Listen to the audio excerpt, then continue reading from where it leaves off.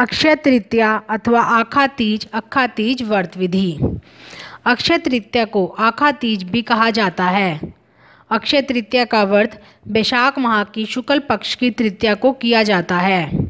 इस दिन लक्ष्मी जी के साथ भगवान नारायण जी की पूजा की जाती है। सबसे पहले दोनों को गंगा जल से स्नान कराना चाहिए और फूल तथा माला अर्पित करनी चाहिए। चंदन का तिलक करके धूप दीप से आरती करनी चाहिए। मिश्री व भीगे हुए चनों का भोग लगाना चाहिए। भगवान को तुलसी दल अर्पित व नैवेद्य अर्पित कर ब्राह्मणों को भोजन कराकर सामर्थ्य अनुसार दक्षिणा देनी चाहिए। अगर ब्राह्मणों को भोजन कराने का भी सामर्थ्य ना हो तो व्यक्ति को अपनी श्रद्धा अनुसार दान दक्षिणा देनी चाहिए। अक्षय तृतीया यानी हर घड़ी शुभ। अक्षय तृतीया के दिन किया गया कोई भी काम बेकार नहीं जाता, इसलिए इसे अक्षय तृतीया कहा गया है। अर्थात जिस काम का क्षय ना हो वह अक्षय हो जाता है। अक्षय तृतीया का व्रत भगवान लक्ष्मी नारायण को प्रसन्नता प्रदान करता है। इस दिन सुबह के समय सबसे पहले मूंग व चावल की खिचड़ी बना नमक डाले खाना बहुत शुभ माना गया है। भारत के कई भागों में इस दिन पापड़ नहीं सेका जाता और ना ही पकी रसोई ही बनाई जाती है। इस दिन नया घड़ा, पंखा, चावल, चीनी, घी, नमक, दाल, इमली, रुपए आदि को श्रद्धापूर्वक ब्राह्मण अथवा सुपात्र को दान देना चाहिए। अक्षय तृतीया के दिन गंगा स्नान का विशेष महत्व है। इस दिन स्नान करके जौ का हवन, जौ का दान, सत्तू को खाने से मनुष्य के सब पापों का नाश होता है। मृत पितरों का तिल से तर्पण, जल से तर्पण और पिंड दान भी इस दिन इस विश्वास से किया जाता है कि इसका फल अक्षय होगा। इस दिन भगवान श्री कृष्ण की मूर्ति पर जो व्यक्ति चंदन या इत्र का लेपन करेगा वह व्यक्ति अंत में वैकुंठ को प्राप्त होता है। अक्षय तृतीया व्रत कथा। प्राचीन समय में महोदय नामक एक वैश्य कुशावती नगरी में निवास करता था। महोदय को अपने सौभाग्य से एक पंडित द्वारा अक्षय तृतीया के व्रत की जानकारी मिली। उसने पूरी श्रद्धा व भक्ति भाव से नियम पूर्वक यह व्रत रखा। व्रत के प्रभाव से वैश्य कुशावती नगरी का महाप्रतापी व शक्तिशाली राजा बन गया। उसके खजाने में स्वर्ण मुद्राओं व हीरे जवाहरात की कमी न थी। वह स्वभाव से बहुत दानी था और इसलिए उदार मन से बिना कुछ सोचे दोनों हाथों से खूब दान किया करता था। राजा के वैभव, सुख व शांति को देखकर कुछ जिज्ञासु लोगों ने इसका कारण राजा से जानना चाहा। राजा ने स्पष्ट रूप से अक्षय तृतीया व्रत की कथा को सभी लोगों को सुनाया तथा व्रत की कृपा के बारे में भी लोगों को बताया। राजा से इस व्रत की महिमा सुनकर जिज्ञासु लोगों तथा राजा की प्रजा ने नियम और विधि विधान से इस व्रत को करना आरंभ किया। अक्षय तृतीया के इस व्रत के पुण्य प्रताप से सभी नगरवासी धन तथा धान्य से भरपूर हो गए। सभी वैभवशाली और सुखी जीवन जीने लगे। यदि कोई अक्षय तृतीया का व्रत करता है तब अक्षय माता से यही विनती करे कि जिस तरह से उन लोगों की विनती आपने सुनी ठीक वैसे ही वह आप पर भी कृपा दृष्टि बनाए रखें। भारतीय परिवेश में अक्षय तृतीया का महत्व। बद्री नारायण दर्शन तिथि। इस तिथि को चारों धामों में से उल्लेखनीय एक धाम भगवान श्री बद्री नारायण के पट खुलते हैं। दर्शनार्थियों एवं भक्तों की अपार भीड़ रहती है। भक्तों के द्वारा इस दिन किए हुए पुण्य कर्म, त्याग, दान, दक्षिणा, जप, तप, होम, हवन, गंगा स्नान आदि कार्य अक्षय की गिनती में आ जाते हैं। भगवान भक्तों का प्रसाद प्रेम से ग्रहण करते हैं। वृंदावन में श्री बिहारी जी के दर्शन। अक्षय तृतीया को ही वृंदावन में श्री बिहारी जी के चरणों के दर्शन वर्ष में एक बार ही होते हैं। वृंदावन में केवल इसी दिन बिहारी जी के पांवों के दर्शन होते हैं। देश के कोने कोने से श्रद्धालु भक्तजन चरण दर्शन के लिए वृंदावन पधारते हैं। किसी भी शुभ कार्य को करने के लिए यह दिन अत्यधिक शुभ माना गया है। खासकर किसी को विवाह का शुभ मुहूर्त ना मिल रहा हो तब वह इस दिन विवाह कर सकते हैं। आत्म विश्लेषण अथवा आत्म निरीक्षण तिथि। यह तिथि हमें स्वयं को टटोलने के लिए आत्म अन्वेषण, आत्म विवेचन और अवलोकन की प्रेरणा देने वाला है। यह दिन निज मनु मुकुरु सुधारी का दिन है। श के कार्यों के स्थान पर अक्षय कार्य करने का दिन है। इस दिन हमें देखना समझना होगा कि भौतिक रूप से दिखाई देने वाला यह स्थूल शरीर संसार और संसार की समस्त वस्तुएं श धर्मा है, अक्षय धर्मा नहीं है। श धर्मा वस्तुएं असद्भावना, असद्विचार, अहंकार, स्वार्थ, काम, क्रोध तथा लोभ पैदा करती है, जिन्हें भगवान श्री कृष्ण ने गीता में आसुरी वृत्ति कहा है। जबकि अक्षय धर्मा सकारात्मक चिंतन मनन हमें देवी संपदा की ओर ले जाता है। इससे हमें त्याग, परोपकार, मैत्री, करुणा और प्रेम पाकर परम शांति पाते हैं, अर्थात व्यक्ति को दिव्य गुणों की प्राप्ति होती है। इस दृष्टि से यह तिथि हमें जीवन मूल्यों का वर्ण करने का संदेश देती है, सत्यमेव जयते की अग्रसर करती है। परशुराम जयंती। इसी दिन नर नारायण परशुराम और अहग्रीव का अवतार हुआ था, इसलिए इनकी जयंतियाँ भी अक्षय तृतीया को मनाई जाती है। श्री परशुराम जी प्रशोध काल में प्रकट हुए थे, इसलिए यदि द्वितीया को मध्या में से पहले तृतीया आ जाए तो उस दिन अक्षय तृतीया, नर नारायण जयंती, हयग्रीव जयंती सभी संपन्न की जाती है। इसे परशुराम तीज भी कहते हैं। परशुराम जी की गिनती चिरंजीवी महात्माओं में की जाती है, अतः यह तिथि चिरंजीवी तिथि भी कहलाती है। भगवान परशुराम विष्णु के 6वें अवतार थे। वैशाख शुक्ल की तृतीया की रात्रि के प्रथम पहर में भगवान परशुराम का जन्म हुआ था। सकत पुराण एवं भविष्य पुराण में भगवान परशुराम के जन्म पत्रिका उपलब्ध है। भगवान परशुराम के जन्म पत्रिका में 9 ग्रहों में से 8 ग्रहों की उच्चता है, इसलिए भगवान परशुराम का विष्णु के अवतार के रूप में जन्म हुआ। अक्षय तृतीया बड़ी पवित्र और सुख सौभाग्य देने वाली तिथि है। सामाजिक पर्व के रूप में अक्षय तृतीया। आखा तीज का दिन सामाजिक पर्व का दिन है। इस दिन कोई दूसरा मुहूर्त न देखकर स्वयं सिद्ध अभिजित शुभ मुहूर्त के कारण विवाह उत्सव आदि मांगलिक कार्य संपन्न किए जाते हैं। नए कार्य शुरू करने के लिए इस तिथि को शुभ माना गया है। इस दिन भगवान विष्णु को सत्तू का भोग लगाया जाता है। प्रसाद में इसे ही बांटा जाता है। इस दिन गरीबों को चावल, नमक, घी, फल, वस्त्र, मिष्ठान आदि का दान करना चाहिए और व्रत रखना चाहिए। अक्षय तृतीया वाले दिन दिया गया दान अक्षय पुण्य के रूप में संचित होता है। इस दिन अपने सामर्थ्य के अनुसार अधिक से अधिक दान पुण्य करना चाहिए।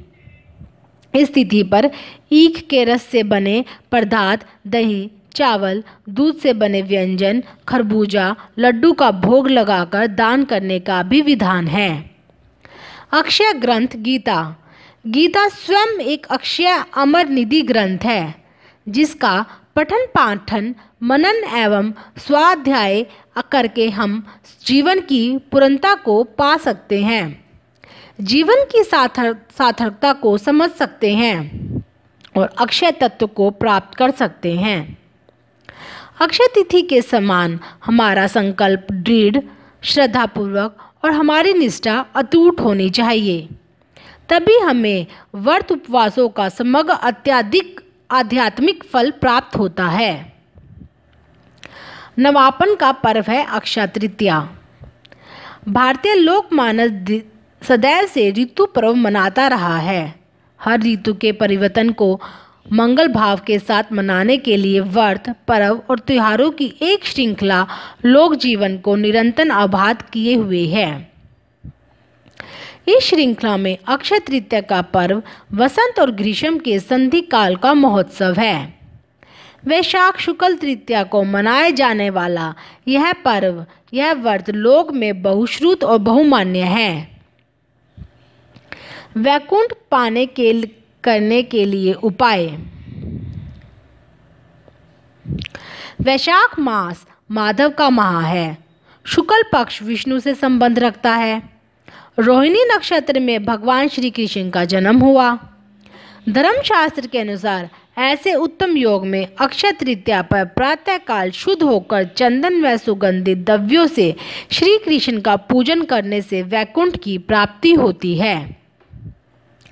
अक्षय तृतीया न माधव समो मासो न कृतेन युगम समम न च वेद समम शास्त्रम न तीर्थर्थ गड्यम समम। वैशाख के समान कोई मास नहीं है, सतयुग के समान कोई युग नहीं है, वेद के समान कोई शास्त्र नहीं है और गंगा जी के समान कोई तीर्थ नहीं है।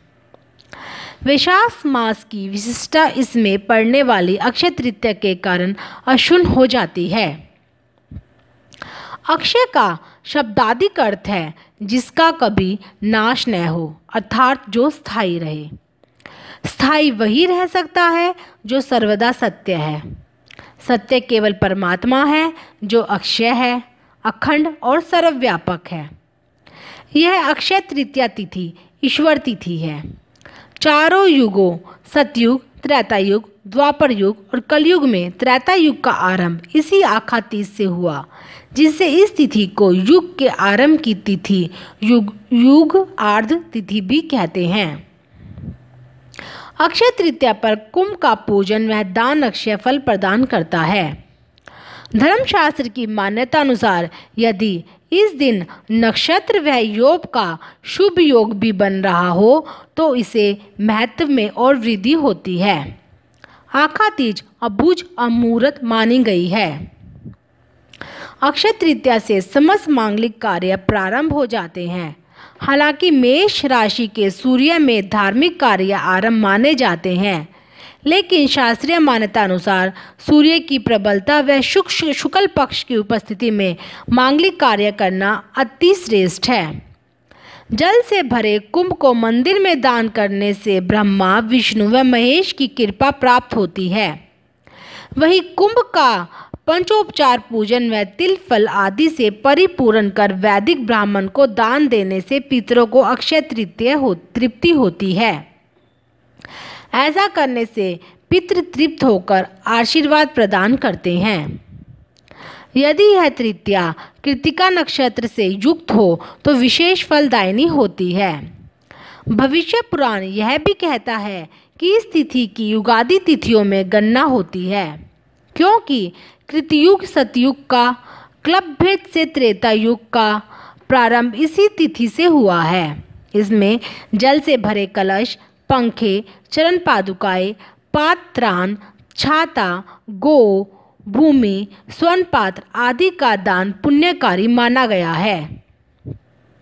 इस दान के पीछे यह लोक विश्वास है कि इस दिन जिन जिन वस्तुओं का दान दिया जाएगा, ये समस्त वस्तुएं स्वर्ग में गर्मी के ऋतु में प्राप्त होंगी। इस व्रत में गढ़ा, कुल्हड़, सकोरा आदि रखकर पूजा की जाती है।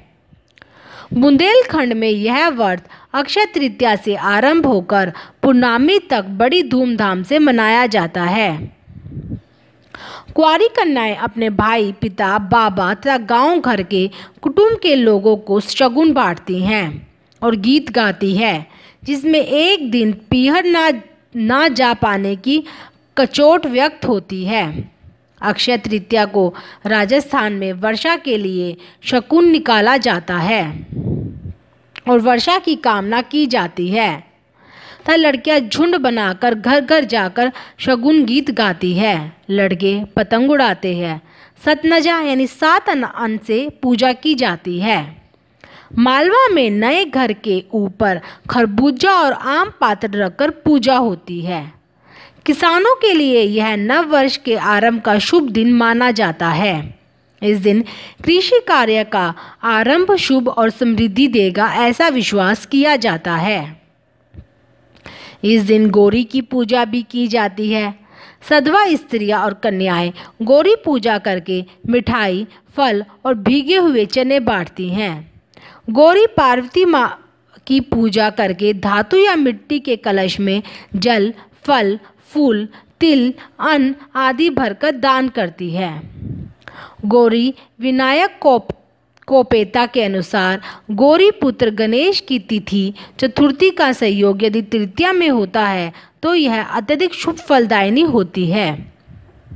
इस तिथि को सुख, समृद्धि और सफलता की कामना से व्रत उत्सव के साथ ही अस्त्र, शस्त्र, वस्त्र, आभूषण आदि बनवाए, खरीदे और धारण किए जाते हैं। नई भूमि का क्रय, भवन, संस्था आदि का प्रवेश इस तिथि को शुभ फलदायी माना जाता है। अक्षय तृतीया में तृतीया तिथि, सोमवार और रोहिणी नक्षत्र तीनों का सुयोग बहुत श्रेष्ठ माना जाता है। किसानों में यह लोक विश्वास है कि यदि इस तिथि को चंद्रमा के अस्त होते समय रोहिणी आगे होगी तो फसल के लिए अच्छा होगा और यदि पीछे होगी तो उपज अच्छी नहीं होगी। इस संबंध में भड्री की कहावतें भी लोक में प्रचलित है। अखे तीज रोहिणी न हुई, पोष अमावस मूल न जोई, राखी श्रवणो हीन विचारो, कार्तिक पुनो कृतिका टारो, मही माही खलबलही प्रकाशे, कहत भंडरी साली बिनासे।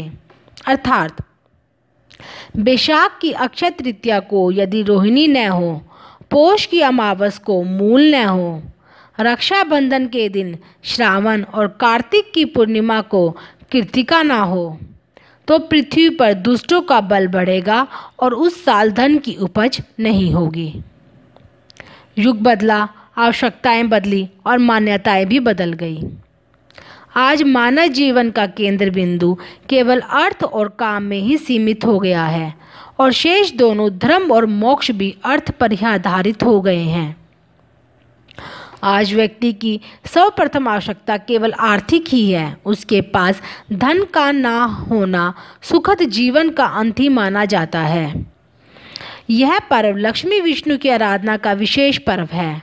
हमारे शास्त्रों में कहा गया है कि यदि लक्ष्मी जी विष्णु जी के साथ मनुष्य के रूप में स्थायी रूप से निवास करे तो व्यक्ति के जीवन में किसी भी वस्तु तथा भौतिक सुखों का अभाव हो ही नहीं सकता। हमारे शास्त्रों में इसलिए इस दिन विशेष रूप से श्री यंत्र, जो कि माँ लक्ष्मी जी का आधार एवं मनुष्य को जीवन में हर प्रकार का भौतिक सुख और ऐश्वर्य देने वाला है तथा दरिद्रता को जीवन से दूर करने वाला है, इस श्री यंत्र की घर में स्थापना विधान बतलाया गया है। स्वयं गुरु गोरखनाथ जी ने भी एक स्थान पर कहा है, भले ही अन्य सारे प्रयोग असफल हो जाएं, भले ही साधक नया हो, भले ही उस स्पष्ट मंत्रों के उच्चारण का ज्ञान ना हो, परंतु अक्षय तृतीया के अवसर पर इनको सफलता अवश्य मिलती है। इस पर्व की पूर्णता के बारे में स्पष्ट करते हुए यहाँ तक कहा गया है कि कोई अभागा ही होगा जो इस पावन अवसर को गवाएगा। जिसके भाग्य में दरिद्रता ही लिखी हुई हो वही ऐसा अवसर चूकेगा। अतः इस मुहूर्त का उपयोग करके व्यक्ति अपने दरिद्रता, अभाव, परेशानियों को हमेशा के लिए अपने जीवन से कोसों दूर भगा सकता है और उसके स्थान पर सुख, समृद्धि, ऐश्वर्य व उन्नति को प्राप्त करता है। अक्षय तृतीया वाले दिन स्वर्ण मुद्रा व स्वर्ण आभूषण खरीदने की भी प्रथा है। यह मान्यता है कि ऐसा करने से मनुष्य के जीवन व घर परिवार में सुख समृद्धि और ऐश्वर्यता आती है।